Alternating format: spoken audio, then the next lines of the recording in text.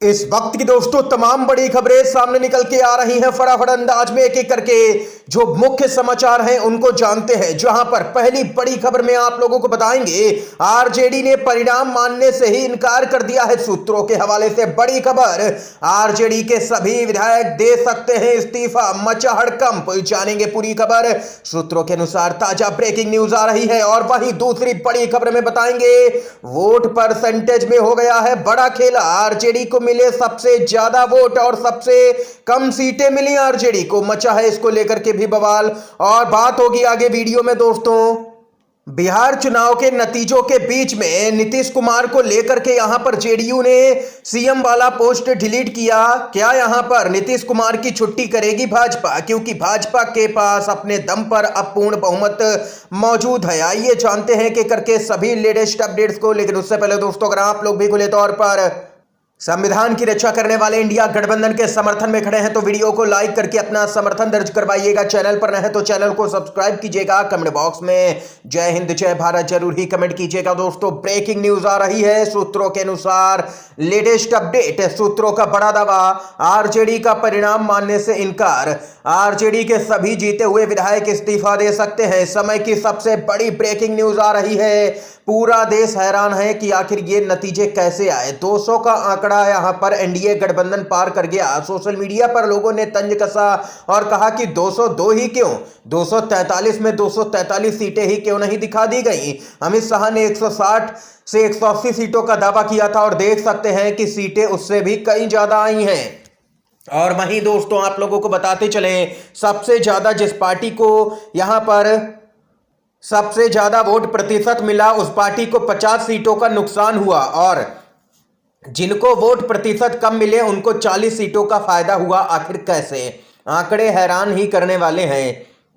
BJP को यहां पर वोट प्रतिशत मिला 20.3% का वोट यहां पर मिला, जबकि भाजपा ने सबसे ज्यादा 89 सीटें जीत ली। आरजेडी को वोट प्रतिशत मिला है यहां पर 22.8 का, और मात्र 25 सीटें ही जीत पाई। कांग्रेस को यहां पर 8.6% वोट मिले और मात्र 6 सीटें ही मिली। एलजेपी को यहां पर 5% वोट मिले और 21 सीटें मिली। जेडीयू को 20% वोट मिले और 85 सीटें मिली। अब आप लोग देखिए, बीजेपी और जेडीयू का आंकड़ा जो कि 20% के करीबन बैठता है, लेकिन इन दोनों की सीटें मिला दी जाएं तो यहां पर 170 भी पार हो रहा है। और वहीं दोस्तों, आरजेडी को वोट प्रतिशत ज्यादा मिला है, तब मात्र यहां पर 25 सीटें ही मिली। अब आप लोग कांग्रेस और एलजेपी के आंकड़े को देखिए, जहां पर कांग्रेस को 8.6% वोट मिला है और मात्र 6 सीटें मिली, जबकि एलजेपी आर को यहां पर मात्र 5% ही वोट मिला है और सीटें 21 मिली हैं। यानी कि पूरी तरह से आंकड़ों का ही गड़बड़ नजर आ रहा है। अब ये तो ज्ञानेश कुमार ही समझाएंगे कि जिनको वोट सबसे ज्यादा मिल रहे हैं उस पार्टी को कम सीट, और कम वोट मिलने वाली पार्टी को सबसे ज्यादा सीटें आखिर किस तरह से मिल रही हैं, कौन से फार्मूले के तहत मिल रही हैं, ये चुनाव आयोग को बताना चाहिए। सोशल मीडिया पर ये लोगों की राय आई है।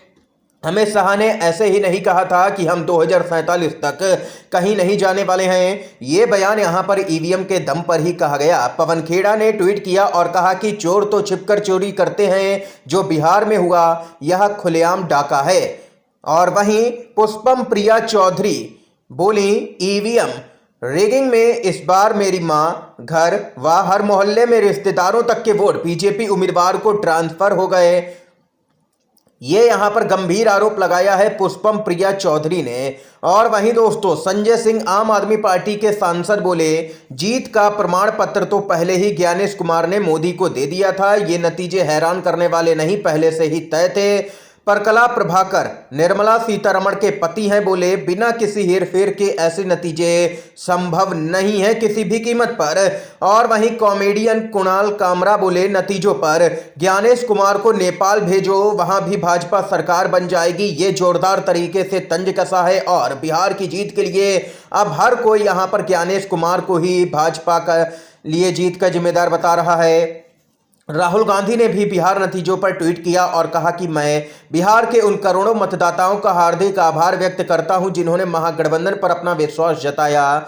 बिहार का यह परिणाम वाकई चौंकाने वाला है। हम एक ऐसे चुनाव में जीत हासिल नहीं कर सके जो शुरू से ही निष्पक्ष नहीं था। यह लड़ाई संविधान और लोकतंत्र की रक्षा की है। कांग्रेस पार्टी और इंडिया गठबंधन इस परिणाम की गहराई से समीक्षा करेंगे और लोकतंत्र को बचाने के अपने प्रयासों को और अधिक प्रभावी बनाएंगे। ये राहुल गांधी ने बात कही है। दोस्तों, आप लोग यहां पर बिहार में जो महागठबंधन की हार हुई है उसके बाद में कांग्रेस पार्टी के और महागठबंधन के साथ में है या नहीं, कमेंट बॉक्स में जरूर ही अपनी राय, महत्वपूर्ण राय बताइएगा, क्योंकि नतीजे काफी हैरान करने वाले हैं। 27 मुस्लिम बहुल्य सीटों पर बीजेपी लगभग जीत गई। यह सिर्फ यहां पर ज्ञानेश कुमार ही कर सकते हैं। लोगों ने जोरदार तरीके से तंज कसा। मुस्लिम बहुल्य सीटों पर भी भाजपा चुनाव जीत रही है तो हैरान तो हर कोई होगा ही। दिग्विजय सिंह बोले, मुझे जो शक था वो सच निकला। ये पूरा खेल हेर फेर की गई वोटर लिस्ट और हेर फेर किए गए ईवीएम का ही है। दिग्विजय सिंह ने गंभीर आरोप लगाया।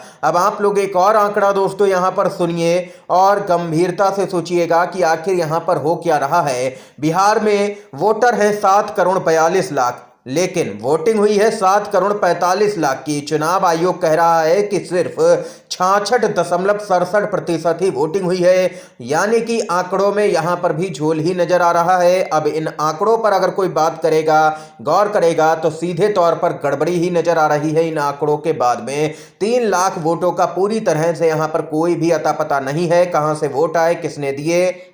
आपने चुनाव के दौरान भी देखा कि किस तरीके से भाजपा के नेता, जिन्होंने पहले हरियाणा में वोट डाला, बाद में दिल्ली में वोट डाला और बिहार में भी वोट डालते हुए नजर आए। और इस बीच खबर आ रही है, क्या नीतीश कुमार की यहां पर छुट्टी कर देगी भाजपा, क्योंकि अपने दम पर ही नीतीश कुमार को हटा करके भी भाजपा और चिराग पासवान बाकी सहयोगी पार्टियां मिलकर के सरकार बनाने की स्थिति में हैं। जी हां दोस्तों, जेडीयू ने यहां पर ट्वीट डिलीट कर दिया है। जेडीयू ने ट्वीट किया था और कहा था कि नीतीश कुमार बिहार के मुख्यमंत्री थे, हैं और रहेंगे। जी हां दोस्तों, ये ट्वीट था जो कि डिलीट कर दिया गया है जेडीयू की तरफ से, जिसके बाद हड़कंप मचा है। सभी लोग यही पूछ रहे हैं कि क्या नीतीश कुमार को भी भाजपा किनारे कर देगी, जिस तरीके से शिंदे को किया था महाराष्ट्र के अंदर, क्योंकि अब भाजपा उस स्थिति में आ चुकी है जब नीतीश कुमार की उसको जरूरत ही नहीं है और अपने दम पर भी सरकार बना सकती है, कई पार्टियों में तोड़फोड़ करके, क्योंकि भाजपा उसमें माहिर भी है। और वही खबर आ रही है कि अब विपक्ष की पार्टियों को पूरी तरह से चुनाव का बहिष्कार करना चाहिए, यही उपाय है। सोशल मीडिया पर लोग ये मांग करने लगे हैं, आने वाले किसी भी चुनाव में अपने कैंडिडेट मत उतारिए, पूरी तरह से बहिष्कार कीजिए। ये एक यूजर ने अपनी राय रखी। उसने आगे कहा कि ये संदेश देना जरूरी है कि आपको चुनाव आयोग और ईवीएम पर भरोसा नहीं है। ये संदेश तभी मजबूती से जा सकता है जब चुनाव न लड़ा जाए। आप ऐसा नहीं कर सकते हैं कि एक तरफ चुनाव आयोग और ईवीएम को दोष दें और दूसरी तरफ यहां पर उम्मीदवार भी उतार दें, चुनाव भी लड़ लें। जनता ये सब कुछ समझती है, आपको चुनाव का बहिष्कार करना पड़ेगा, तब जनता यहां पर आपका साथ देगी, वरना नहीं। ये यहां पर लोगों ने राय रखी है। आप लोग इस राय से सहमत हैं या नहीं, बताइएगा जरूर ही कमेंट बॉक्स में। और अगर अभी तक का वीडियो अच्छा लगा हो तो लाइक कीजिएगा दोस्तों। भूपेश बघेल पूर्व मुख्यमंत्री बोले, मुख्य चुनाव आयुक्त ज्ञानेश कुमार को बिहार चुनाव में जीत की बहुत बहुत बधाई, आपने बहुत मेहनत की है। और वहीं यशवंत सिन्हा पूर्व मंत्री बोले, बिहार चुनाव के नतीजे तैयार किए गए थे जो कि पहले से ही तय थे। दोस्तों, ये यहां पर यशवंत सिन्हा ने भी जोरदार हमला किया है। और वहीं इन नतीजों के बाद में कभी भी भाजपा नीतीश कुमार को बड़ा झटका दे सकती है। बीजेपी ने नीतीश के संन्यास की पटकथा तैयार कर ली है, बस यहां पर घोषणा होना ही बाकी है। बगैर नीतीश कुमार एनडीए के पास में अब बहुमत है, नीतीश की पार्टी में भी तोड़फोड़ हो सकती है। बीजेपी राजनीति में यहां पर देख सकते हैं कि इस तरीके से काम करती है कि पहले अपने सहयोगियों का साथ लेती है और बाद में उन्हीं सहयोगियों को छोड़ करके अपने दम पर सरकार बना लेती है और उन पार्टियों को तोड़ देती है। महाराष्ट्र में भी यही देखने को मिला और बिहार में भी यही देखने को मिल सकता है। नीतीश कुमार की विदाई होने का समारोह भी नहीं होगा। बीजेपी बड़ा झटका दे सकती है आने वाले वक्त में। दोस्तों, आपकी जानकारी के लिए बताते चले, जब बिहार के चुनावी नतीजों पर सवाल खड़े हो रहे हैं तो ये भी जानना जरूरी है कि ईवीएम किन देशों में इस्तेमाल नहीं होता है। जर्मनी में बैन है, नीदरलैंड में बैन है, अमेरिका में बैन है, इंग्लैंड में बैन है ईवीएम, फ्रांस, पुर्तगाल, Ireland, Italy, Australia, Norway, Philippines, हर जगह पर ईवीएम बैन है और ये सभी विकसित देश है। दोस्तों, आप लोगों की क्या कुछ राय है इन खबरों को लेकर के बताइएगा कमेंट बॉक्स में। ज़्यादा से ज़्यादा इस वीडियो को शेयर कीजिएगा अपने दोस्तों में, और चैनल पर नए हैं तो चैनल को सब्सक्राइब कीजिएगा दोस्तों। और हमारा सहयोग करने के लिए आप लोग चैनल को ज्वाइन भी कर सकते हैं।